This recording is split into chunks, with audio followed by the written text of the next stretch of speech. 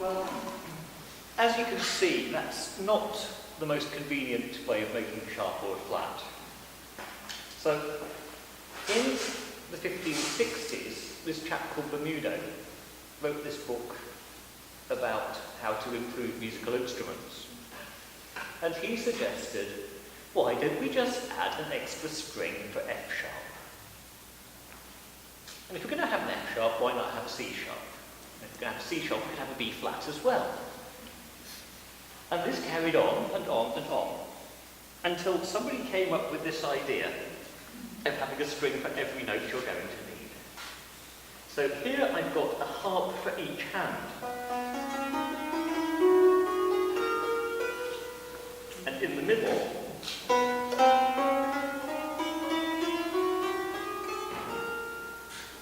I have a complete chromatic tuning.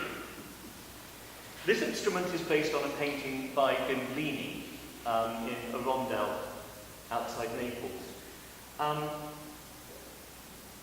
It's called an alpha registry, which means it has 3 rows of strings.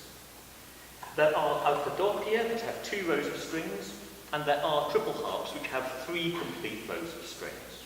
We will talk a little more about triple harps in a moment. This harp has 70 strings on it, and they're all plain gut. Now, gut is very hygroscopic. You remember those little toy weather houses that have a pair of figures and one comes out when it's sunny and one comes out? They run on a piece of harp string. And when it's wet, it swells and the twist undoes, and when it's dry, it shrinks and the twist tightens up, and that's how it moves. So quite whether this harp is in tune or not, I couldn't rightly say. I would like to point out I'm tuning 347 strings for this concert. So it's not been too bad so far. But the way in which you find out if your harp is in tune is you play a little prelude. And there are any number of these from the early 16th century.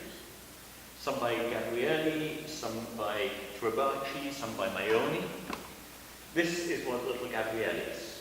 And the idea of this is it's supposed to sound like I'm improvising, and I will hear all the intervals I'm going to use in the piece to see if my harp needs tuning or not. I have to like to point out, if it does, tough, I'm playing it anyway.